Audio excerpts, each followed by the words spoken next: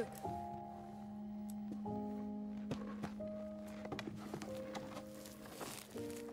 Jag blir ren.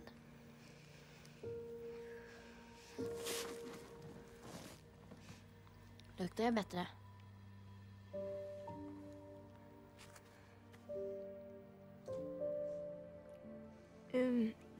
Vad heter du? Eli. Vad heter du? Eli? Ja. Ja, Oskar heter jag. Hur gammal är du? 12. Ungefär. Du då? 12 år, 8 månader och 9 dagar. Vadå 12 ungefär? När fyller du år? Jag vet inte. Men liksom när du är födelsedag så. Dina föräldrar, de måste ju veta.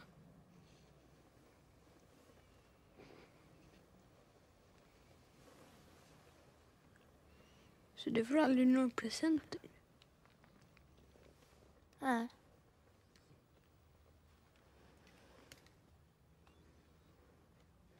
Du kan få den här om du vill. Den är din.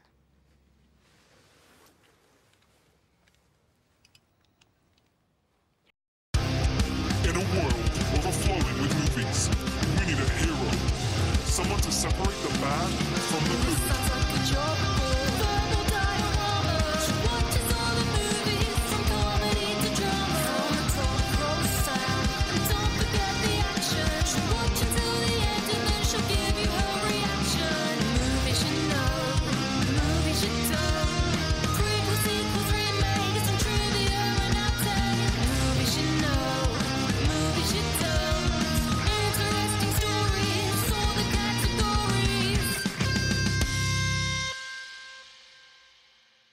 Hi everyone, I'm Em and welcome to Verbal Diorama episode 181, Let the Right One In. This is the podcast that's all about the history and legacy of movies you know and movies you don't. Huge hi and welcome to Verbal Diorama, whether you are a regular returning listener or a brand new listener to this podcast. Thank you so much for being here. Thank you so much for choosing this podcast over the countless other movie podcasts that are out there, although I would highly recommend some of them because some of them are my close personal friends. But no matter how you found this podcast, I'm really genuinely happy to have you here listening to this podcast, but also for this episode specifically, because I'm going to be talking about the history and legacy of Let the Right One In. And this is a movie that was supposed to come out at Halloween. It's a little bit late, but I still desperately wanted to talk about this movie so much because I feel like this is a movie that really genuinely deserves to be talked about. I want to say before I get into it, just a huge thank you to everyone who did listen to the kind of spooky-ish movies that I covered sort of over the October period. So I did recent episodes on One Cut of the Dead and Train to Busan, and both of which were really well received by people. I got some really lovely comments about both of those episodes. And thank you so much to everyone who did take the time to comment or rated or reviewed those episodes. I'm really genuinely grateful for your support. And I also did the most recent episode on X-Men, the animated series. That was more of a bonus episode because I needed to fill a gap. I was ill for a little bit and I was unable to work on the podcast for a week or so. So I ended up losing 2 episodes essentially from the schedule. So this episode, Let the Right One In, was supposed to come out for Halloween, like I said. It's instead coming out a couple of weeks later. But I love this movie. I think it's really special. I think it adds a twist to the traditional vampire story. But I think it's also really relatable as well. It has characters you can empathise with, as well as, most importantly, question their motives. And horror isn't just reserved for Halloween, of course. I'm not a huge fan of horror. I will always admit that on this podcast. But this is my sort of horror because it's scary, but it's also really visually and emotionally interesting. Visually interesting because the idea of this really pure, pristine, white, snowy Swedish landscape, and then you have these splashes of bright red blood. It's so visceral. And there is an American remake to this movie, which I will touch on a bit later on in the episode, but I would recommend bypassing that for the far superior Swedish original. It is a story about the cruelty of humanity that just so happens to also feature a rather vicious vampire. Here's the trailer for Let the Right One In.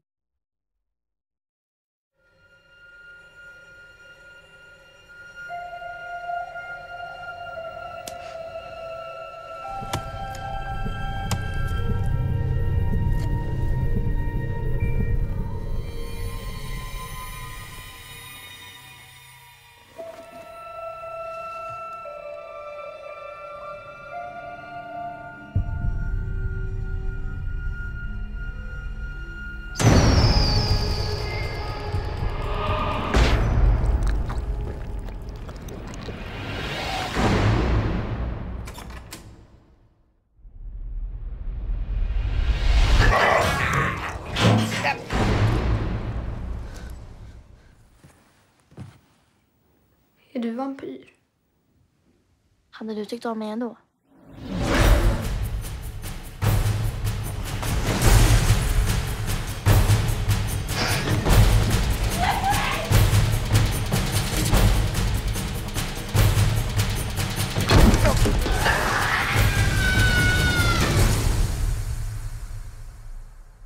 Vill du bli ihop med mig?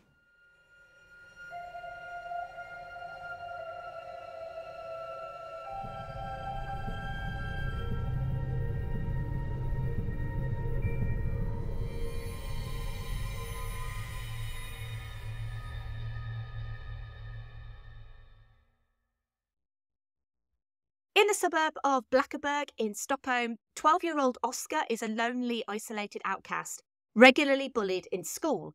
At home, Oskar dreams of acting out his revenge, but is too scared to stand up for himself. He befriends Eli, a 12-year-old girl who lives next door with her father, and Eli tells him he should fight back. Eli only appears during the night in the playground of their building, and just recently, since she moved in, strange and vicious attacks have been happening in the neighbourhood, people drained of blood. We'll quickly run through the cast. We have Carl Hedebrandt as Oskar, Lena Leandersson as Eli, Per Ragnar as Håkan, Henrik Dahl as Eric, Karin Bergqvist as Yvonne, Peter Karlberg as Lucky, Ika Nord as Virginia, Mikael Ram as Jokka, and Carl Robert Lindgren as Gosta. Let the Right One In was written by John Ajvide Lindqvist and based on his book, Let the Right One In, and directed by Thomas Alfredson.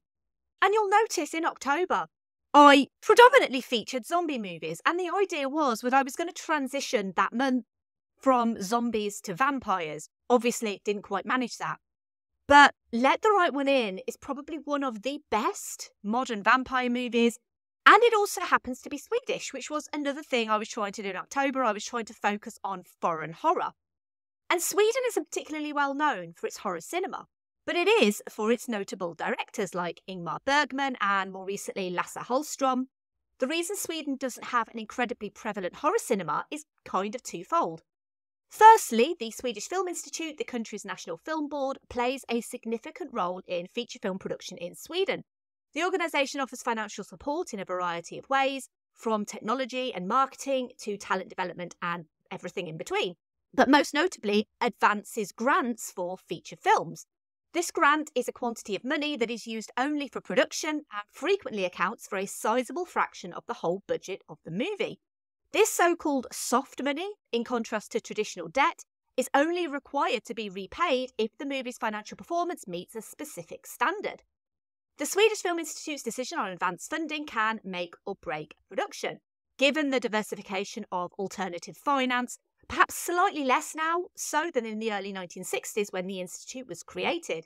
Models for international co-productions have changed and brand new ideas like crowdfunding have emerged instead. The process created by Harry Sheen, founder of the Swedish Film Institute, was made to channel money from every movie ticket sold in Sweden into a fund from which more grants could be established. Certain principles about only investing in quality Swedish filmmaking and only allowing impartial experts to decide who was deserving of said grants. Sounds good, right? But there's a lot of bureaucracy and red tape and different ideas as to what constitutes the level of quote-unquote quality necessary. And this brings us to the second point. The problem for Swedish horror cinema is that the Swedish Film Institute has struggled to agree that genre cinema has that quality necessary to be funded. There's a real disconnect between the impartial expert knowledge and experience of horror, and an idea that most horror is just low-brow jump scares or torture porn. And so rarely will Swedish horror movies get the necessary funding. But it leads to a vicious catch-22 situation of there being so few examples of Swedish horror that also means any future projects are less likely to be granted funding from the Institute. This isn't to discredit the work that the Swedish Film Institute do at all, in any way, but it's just to highlight a little why Swedish horror seems to be so few and far between. But when we do get these sorts of films from Sweden, we do get stuff like Let the Right One In, along with other famous examples of really great Swedish cinema like The Seventh Seal and The Girl with the Dragon Tattoo, and also lovely Swedish exports like Alexander Skarsgård. But I digress. What's possibly the first Swedish vampire movie actually came out in 2006, so only 2 years prior to Let the Right One In. It's called Frostbite, and it takes place during midwinter in northern Sweden, perfect for vampires due to the Nordic winter. Frostbite had been in pre-production since 1998 and had real difficulty finding a Swedish distributor until Paramount saw the first 20 minutes and agreed to distribute the DVD. It was also the most special effects heavy film ever made in Sweden up to that point, and several of its animators were also working on Peter Jackson's King Kong, so that caused more delays. Over 300 visual effects shots are in Frostbite, a record beaten in 2009 by comedy science fiction film Kenny Begins. And the story of Let the Right One In starts with the story of Let the Right One In. John Ajvide Lindqvist's debut novel, first published in 2004, set in suburban 1980s Stockholm, just like the movie, with the title referring to Morris's song Let the Right One Slip In, about a centuries-old vampire trapped in an androgynous child's body. The reason I say that is, well, spoilers for the book, I suppose, but the book explicitly reveals that Eli is actually a castrated boy named Elias. The Swedish movie alludes to it briefly. The American remake, which I'm going to come to later, does nothing but presume that the character of Abby, as she's renamed, is female. The book also goes into Håkan's backstory in more detail. He's basically a paedophile, and his relationship with Eli isn't innocent. He murders people to feed her, and in return, she gives him physical contact. It's pretty gross, but the context is that Eli isn't actually a child, just looks like a child. It actually kind of makes it less gross, but both the Swedish and American movies eliminate this subplot completely, thankfully. The book was published in English in October 2008, coincidentally the same month as the movie premiered in Sweden, and Ajvide Lindqvist's publisher Ordfront was contacted by producer John Nordling of production company EFTI in late 2004 about acquiring the rights to adapt his book for the big screen. Nordling, not deterred by Ordfront's reaction to his call, they apparently laughed in his face, decided to contact John Ajvide Lindqvist directly to express his admiration for the book and share his vision for making a movie version. At the same time, director Thomas Alfredson had been gifted the book by a friend and started reading it and instantly felt a connection to Oskar, due to him himself being bullied at school. The vampire story was an added bonus. Alfredson had never directed horror before. He was mostly known as a theatre and comedy director. He would go on to say, quote, "I really think you shouldn't do films of good books. The reason is the depth of a good book is so much greater than you could possibly do on screen in 90 minutes. But this was sort of the exception." Meanwhile, John Ajvide Lindqvist was setting out writing a screenplay based on his novel, and Thomas Alfredson was made aware of the project. He set out contacting Ajvide Lindqvist, and turned out that he was a fan of Alfredson's previous work, and it was a coming together of minds on the project, and most importantly for Alfredson, he had experience working with children. The focus in the movie was entirely on the love affair between the two leads, and many of the book's minor characters and events were left out. In particular, Håkan's various characteristics, as I said, such as his paedophilia, were toned down, and the nature of his relationship with Eli was largely left for interpretation by the audience. In Alfredson's opinion, the movie could not satisfactorily address the serious subject of paedophilia, and this aspect would take away from the narrative of the kids and their bond. And there are many allusions to traditional vampire lore in this movie, such as them being burned by sunlight. And also, a key passage in the novel describes what occurs when a vampire walks into a room without being invited, which is against the rules according to conventional vampire belief. Ivida Lindqvist insisted that it had to be in the movie, despite Alfredsson's initial desire to leave it out. But he acquiesced to Ivida Lindqvist's demands. In post-production, he realised the scene needed to be edited to eliminate sound effects and the music that made it, quote, American in a negative sense. Many critics praised the final product, which depicts Eli gradually starting to bleed from her paws, ears and eyes. In the end, Ivida Lindqvist was satisfied with the adaptation. When Alfredsson showed him 8 minutes of footage for the first time, he started to cry because it was so damn beautiful. He subsequently described the finished film as a masterpiece. And the main characters being children meant an extensive casting process for the roles of Oskar and Eli. The process took over a year and a search all over Sweden to find, essentially, two sides of the same coin, which is something else I'm going to be coming back to. It was never just about one boy and one girl, but about a perfect pairing. And because Sweden doesn't actually have professional child actors, it took a search through schools and in advertisements to find Carl Hedebrandt and Lena Leandersson. Hedebrandt was scouted at his school and Leandersson responded to an online ad, which was open to both boys and girls, the only requirement being good at running. It was also important to have two actors who hadn't read the book and had no preconceived notion on how the characters looked or acted. It was imperative to cast them both individually and together because their chemistry was vital to the movie. Because Eli is supposed to be centuries old, they didn't feel like a child's voice was suitable, so late in post-production they auditioned men and women up to the age of 40 to provide her speaking voice. Elif Salen provides all of Eli's dialogue in the film. Suzanne Rubin portrays Eli in her aged vampire form in 2 scenes, where she's lapping up Oscar's blood and just after the bleeding in the apartment scene. And this generally depicts her hunger. They use CG to enhance Lena Leandersson's eyes. I am going to be coming back to CG in a little bit, though, too. These children were also not allowed to read a script, and so the 2 young actors received all of their words and scenes and direction directly from Thomas Alfredsson in order to concentrate on crafting very particular moments. Their parents, though, did read to approve of the entire content of the movie. The movie takes place in Blackeburg, a suburb of Stockholm, as I said, in the 1980s.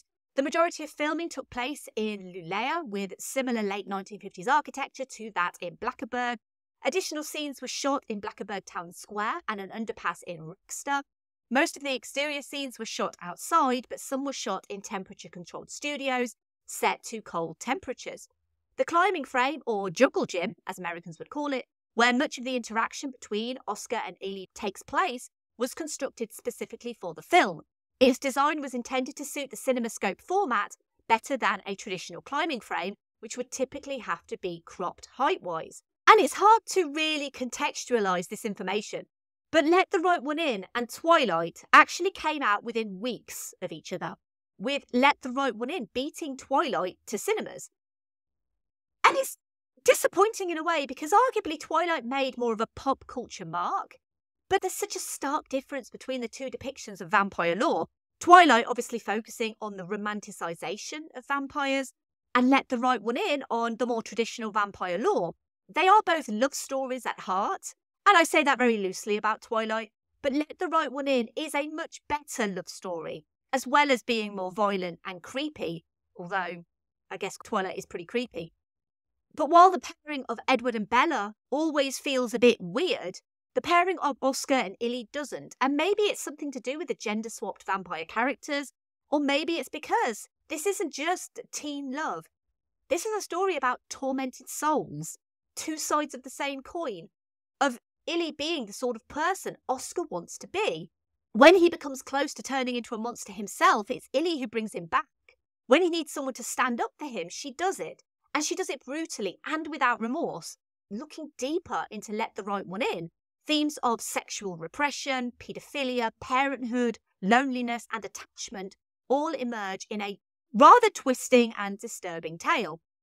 The subject of bullying in this story is probably the hardest thing to watch for me, because you can watch the blood and gore with ease, but seeing young Oskar constantly hounded by school bullies and getting no respite, no help, finding joy and solace in brief moments, such as with his dad, until you realise his dad has his own demons. It's really horror upon horror for this poor young boy. And speaking of horror, many people find unintentional horror with the cat attack scene. Let the Right One In has a tiny cast and a small number of key locations. It's not a sizable effects-driven blockbuster. That doesn't mean Alfredson didn't hesitate to use computer-generated effects when scenes called for it. He and his colleagues frequently use CGI in very subtle ways to highlight Eli's particular motions and mannerisms, and increasing the unsettling quality of a snowy environment at night is one thing, but the cats are another. So there are over 50 CGI shots in Let the Right One In, and Alfredson was careful not to use too much because he believes that most movies over-rely on the technology. But together, what is a collective noun for cats? I don't know. A gang of cats, let's say, to attack someone in real life isn't easy. You can train cats, but a gang of cats, very difficult to train. So they relied on real cats for some shots, they relied on stuffed cats for other shots, and also CG cats, which it is a little bit obvious that they are CG, but don't let that put you off. The scene itself was actually one of the most complicated scenes to plan and film. But while there is quite a lot of digital enhancement in this movie, there's also a lot of analogue enhancement too. So they insisted on using analogue sound effects throughout the movie. Recordings of the actors biting into sausages to replicate biting into flesh, and drinking yogurt to mimic drinking blood. I have just looked it up, by the way. The collective noun for cats is a clouder or a cluster of cats. The more you know. Cinematographer Hoyt van Hoytema, who'd go on to be the cinematographer for Tinker Tailor Soldier Spy, Interstellar, Spectre, Dunkirk. He'd been nominated for an Oscar and a BAFTA for that one. Ad Astra, Tenet, and most recently Jordan Peele's Nope, gives Let the Right One In a distinct geometric motif with lots of long lens shots, even down to the use of the Rubik's Cube in shots. These scenes are full of muted blacks, whites, and bluish greys, and that's done on purpose to make the bursts of red blood, orange flame, etc. stand out even more. And Van Hoytema intentionally adds reds and oranges to each scene just to make them pop. The colour palette is supposed to represent Oscar's solitude and isolation. And the relationship between Eli and Håkan being left open to interpretation lends credence, I think, to the idea that Eli being immortal, needing someone to help her, that Håkan has been doing this for many years, that he himself probably started at a similar age to Oskar. Håkan is obviously older, fears that Eli will leave him for a younger model, that he will be replaced. It's likely that things like her Fabergé egg and rings were gifts from men over the years. And it's really interesting as well because she may love Oskar, but that love could also just be a necessity for her to continue to survive because she needs someone to acquire blood for her. That person going forward will likely be Oskar. And it's a position that he can't just up and leave. Oskar seems content with this because obviously he boards a train with her to their new life together. But it's a captivating and unique take on vampiric lore that maybe love and commitment aren't mutually exclusive, and that as adults really don't see what's going on in the world, or maybe we don't care enough. But every time I watch this movie, I want to scream at the gym teacher and Oscar's mother that he's so obviously being bullied, and why are they not helping that child? And speaking of people being bullied, I think it's a really good opportunity to segue to this episode's obligatory Keanu reference. So this is a part of the podcast where I link the movie that I'm featuring to Keanu Reeves. And the reason I mention bullying is I feel that Keanu has been bullied for this role in particular. People say that he's not very good, that his accent is terrible. But you know, he starred in the OG vampire movie, Bram Stoker's Dracula. He was Jonathan Harker in that movie. And it's actually not that bad. The movie itself is absolutely exquisite. It is genuinely one of the best vampire movies. It's up there with Let the Right One In for me as a brilliant traditional vampire movie. But Keanu's not as bad in that movie as you remember. I guarantee. And the internet needs to stop bullying Keanu for that. The music of Let the Right One In was composed by Swedish musician Johan Söderqvist. In contrast to the circumstances depicted in the movie, Thomas Alfredson asked him to write something that sounded beautiful and hopeful.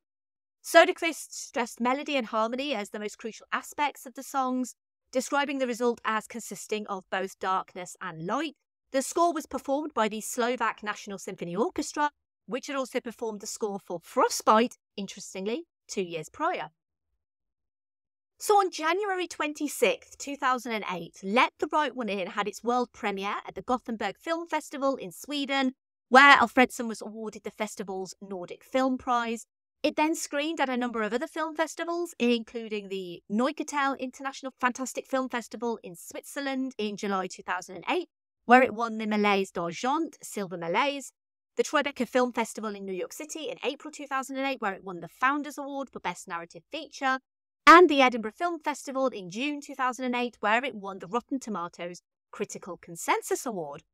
The Swedish premiere was originally scheduled for the 18th of April 2008, but the producers opted to push back the release date to the autumn to give the film a longer theatrical run to the screenings at the festivals received favourable reviews. There was once a plan to screen the movie in Luleå for a limited time, starting on the 24th of September and lasting for 7 days. When the Swedish Film Institute revealed that Let the Right One In had lost out to Everlasting Moments as Sweden's entry for the 81st Academy Award for Best Foreign Language Film, this early screening was called off. Despite the fact that the film was then released within the eligibility period for the 82nd Academy Awards, it wasn't among the films considered because the Swedish Film Institute does not allow a film to be considered twice. On the 24th of October 2008, it was released in Sweden and Norway, with a limited release in the United States. The movie opened in Australia on the 19th of March 2009 and here in the UK on the 10th April 2009. It would open at number 2 in Sweden on its release on the 24th of October 2008. Beaten out by High School Musical 3 Senior Year, it only grossed $1,000 more in its debut week than Mamma Mia, which had been around for 16 weeks. Never underestimate the power of ABBA. It would go on to gross $2.1 million in the US, $9.1 million internationally for a total worldwide gross of $11.2 million. It cost 29 million Swedish krona to make, which is the equivalent of $4.5 million. And critically, this is a movie that the critics absolutely adore. It is 98% certified fresh at Rotten Tomatoes, with Roger Ebert comparing it to Nosferatu and Nosferatu the Vampire.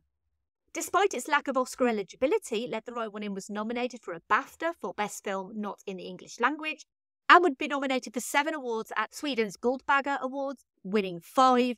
As I said, it would also win the top awards at Tribeca and also the Edinburgh International Film Festivals. And this is where we start to talk a little bit about the remake. Hammer Films acquired the rights for an American remake at the 2008 Tribeca Film Festival, planned for a release in 2010. Thomas Alfredson expressed unhappiness about the idea of a remake, suggesting that remakes should be made of movies that aren't very good. That gives you the chance to fix whatever has gone wrong. He expressed concern that the end result would be too mainstream for American audiences. He was initially asked to direct the remake, but he turned it down. Cloverfield director Matt Reeves directed Let Me In, starring Chloe Grace Moretz as Abby and Cody Smith-McPhee as Owen, but, and excuse the pun, it lacks the bite of the original, in my opinion. There's also several stage adaptations. So there's one by Jack Thorne, directed by John Tiffany, which debuted in the winter of 2013 at the Royal Court Theatre, which was very well received by critics. A revived version, directed by Brian E. Shanahan, debuted on the 22nd of October 2022 at the Royal Exchange Theatre. It is continuing until the 19th of November 2022, which actually is a couple of days after the release of this episode. So if you're quick, you might be able to get tickets for that. Hammer Films and Dark Horse Comics teamed up to create a series of graphic novels and comics based on Let Me In, the American remake of Let the Right One In, and a TV series starring Demian Bashir, Madison Taylor Bays, Anika Noni Rose, and Grace Gummer, premiered on the 9th of October 2022. It's not a remake of Let the Right One In, it's more inspired by the story. It's a story about a father whose daughter was turned into a vampire 10 years earlier. I've not seen it because I don't even think it's airing over here in the UK, but if you have seen it, please let me know what you think, especially if you've seen this original movie. Speaking of let me know what you think, I'm doing great with the segues today. I like to know what people think of the movies that I'm featuring. I like to ask on Patreon. I also like to ask on social media, Twitter while it's still around, Instagram and Facebook. And we're going to start with the patron thoughts. And we're going to start with Vern. And Vern says, Let the Right One In is so much a story about love and friendship than one about a vampire. I love that it's not even about gender. They both love each other for who they are as people. Beautiful movie that will never be duplicated no matter how many adaptations they make. I'm looking at you, Showtime Network. And just so you know, Vern has his own podcast. He hosts Cinema Recall, and they love discussing iconic moments in film. Cinema Recall also loves cult movies, which is probably why Let the Right One In is so much up his alley. I will put some information in the show notes for all of the patrons and their podcasts. So I'll put information in the show notes for Cinema Recall. Please have a listen to the podcast. I'm actually going to be on the podcast very shortly myself, talking about, surprise, surprise, a Keanu Reeves movie. So listen out for that in the next couple of months or so. We also have perennial commenter Andy returning. And Andy says, So it's been a vampire's age since I've seen this, but all I can say is that this Swedish import is vastly superior than the American remake, and I'm fairly certain I'll be avoiding the series. Gonna fire up a rewatch once I find where it's streaming. And I can tell you, Andy, I know that it makes no difference, but I can tell you it is streaming here in the UK on Amazon Prime Video, but I don't know if it's streaming in the States. So I apologise for not knowing that information. But Andy also has his podcast Geek Salad.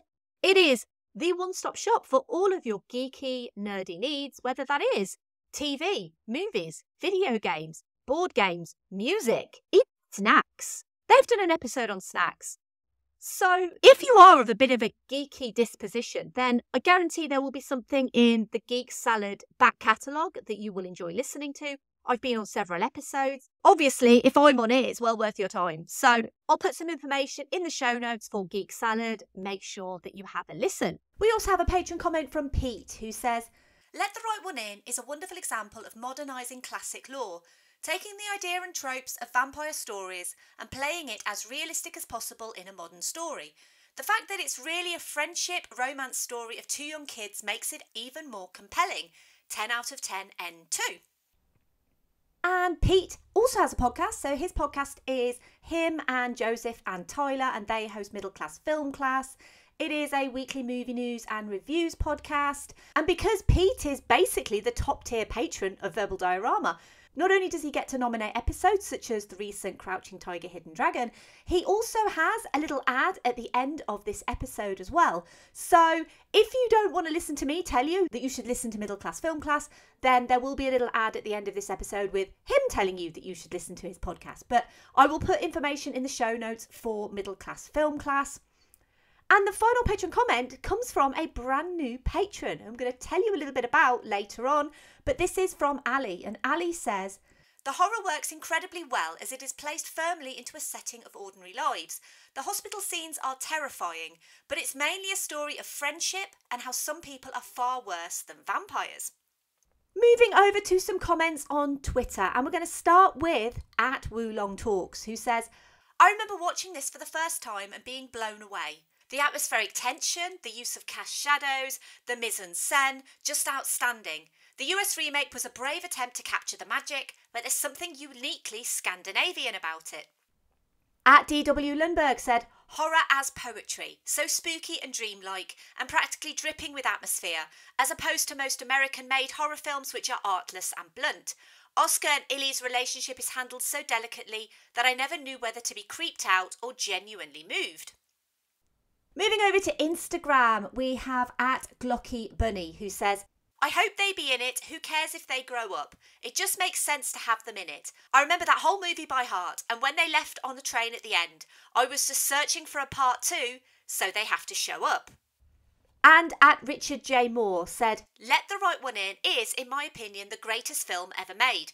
It's moving, beautiful, horrifying, sweet and tense.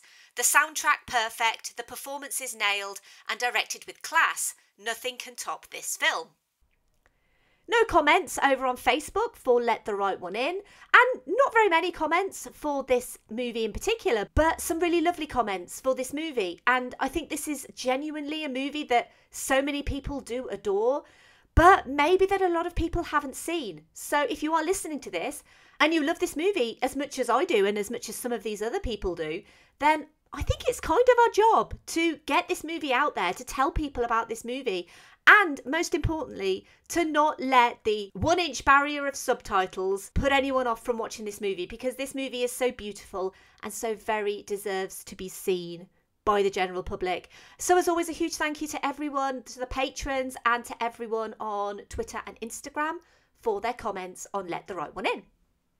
Let the Right One In should be at the top of people's minds when it comes to certain Hollywood genres, vampire movies, for certain horror movies, coming of age movies, maybe even romantic dramas, because it ticks all of the boxes for each. And maybe that's to its detriment as well as to its strength. Because it's such a slow burn, it feels restrained and contemplative rather than bombastic and shocking. And the horror isn't as overt as some other vampire movies are. But horror comes in all forms, and the scariest cinema can often be the experiences of real life reflected back at us. Vampires were everywhere in 2008, and really the wrong vampires got all of the praise and adoration. Let the Right One In takes the lore and also gives us a sad, sombre, coming-of-age tale anyone who had a tough childhood or who was bullied can empathise with. We all would have wanted someone like Eli on our side. But does she care for Oskar because she cares, or because she needs to care? It's one of the many questions that linger with you after this movie ends. It's both a terrifying horror and a unique and tender look at the fragility of relationships, and it feels like Hollywood could never. And they tried, and Let Me In isn't terrible, but it just can't capture the rawness, depth, and social commentary that Thomas Alfredson achieves with Let the Right One In. As a human being, you just want to scoop up sweet, kind Oskar and look after that lovely child who just seems to face hardship after hardship. It takes his relationship with Eli to let the right emotion out, so to speak. Anger, frustration and violence. Oskar's bliss at violently attacking his bully is as cathartic for the viewer as it is for Oskar himself. Although obviously the fact that the gym teacher sees that instead of the months of Oskar's torment just adds to my personal frustration empathising with Oskar's plight. The fact that the whole film and the finale especially is solely from Oskar's point of view, you don't actually need any of the slaughter of the kid because all you need to see is Oskar's face. It kind of eschews the traditional big finish of a movie like this. There's romance, but there's nothing romanticised. This is just Ili's life, and because she's committed all this murder, she has to move on, she needs someone to help her. It encapsulates this childlike innocence and immaturity. These are just two exceptionally lonely characters who find each other and find they can't live without each other. Let the Right One In asks, who are the real monsters? Is it Ili, even though she's just doing what she needs to survive? Is it Håkan, murdering innocent people to feed her? Is it Oskar's bullies? Could it even be the authority figures in Oskar's life for failing to realise that he is really struggling? Or is it just the people who chose to promote Twilight over this in 2008? I think you know the answer to that question. Thank you for listening. As always, I would love to hear your thoughts on Let the Right One In. And I would love it if you could get involved and help this podcast grow by leaving a rating or review wherever you found it, telling your friends or family about this podcast, or following me on social media and retweeting or liking posts. You can find me on Twitter, Facebook, Instagram, and Letterboxd at Verbal Diorama. So if you like this episode on Let the Right One In, you might also like one of the following movies/episodes from the back catalogue of this podcast. So this was a really difficult one to choose because there's not really anything like this movie that exists, other than maybe Let Me In, which I've not done an episode on. So I kind of tried to think outside of the box a little bit, and I wanted to recommend episode 109, Pan's Labyrinth. Totally different movie, but it is a horrific movie in so many senses. There's another terrific child performance because I can't stress how terrific the child actors are in Let the Right One In. Similarly, in Pan's Labyrinth, an exceptional child actor performance in that movie. And it is basically the horrors of real life in a similar way to Let the Right One In. It is a movie about fantastical horror as well, but it's also a movie about real life horrors, the horrors of war. And it's just a really, truly beautiful movie. It is Guillermo del Toro's magnum opus, as far as I'm concerned. It is definitely well worth your time. I have mentioned this in this episode, but episode 118, Bram Stoker's Dracula, because that is the big daddy of vampire movies. And Bram Stoker's Dracula, it may have been made all the way back in 1992, but it still looks so beautiful today. Absolutely gorgeous. Very few CG effects in that movie. In fact, as I recall from the episode I did on it, there's only one non-practical effect in that movie, and it is not what you think it is either. If you've not seen that movie in a while, please rewatch it because it's so worth your time. Keanu is not as bad as you remember, but it's just a genuinely beautiful movie. And episode 122, Buffy the Vampire Slayer. Just because it's fun vampires.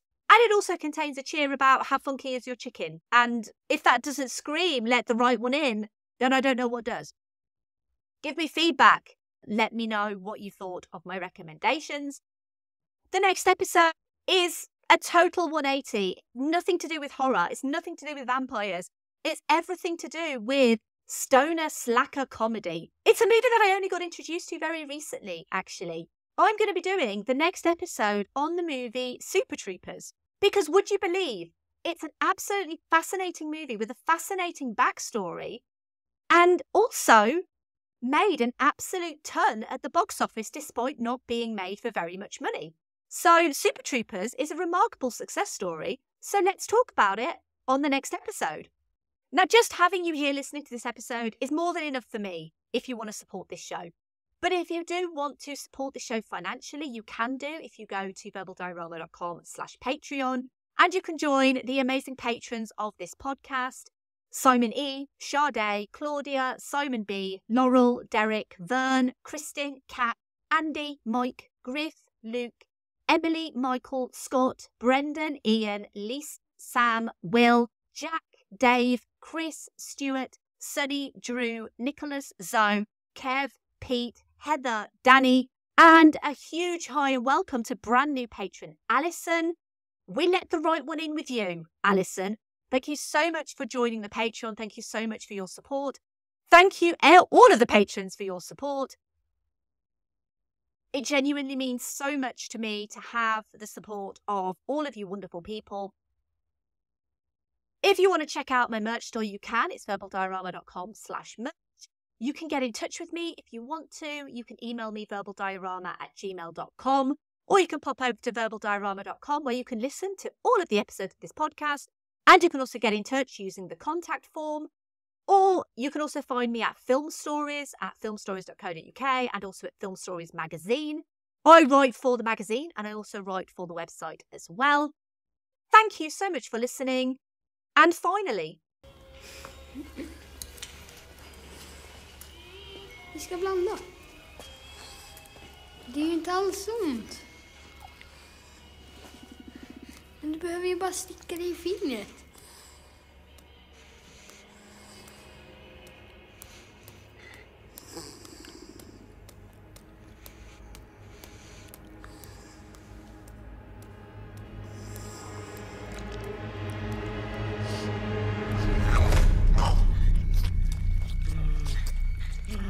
Eli.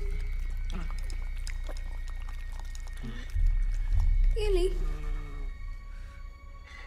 Gå! Försvinn!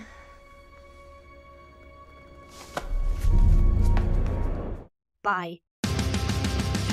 Movies you know, movies you don't. Prequels, sequels, remakes, and trivia and updates. Movies you know, movies you don't. Interesting stories for the categories.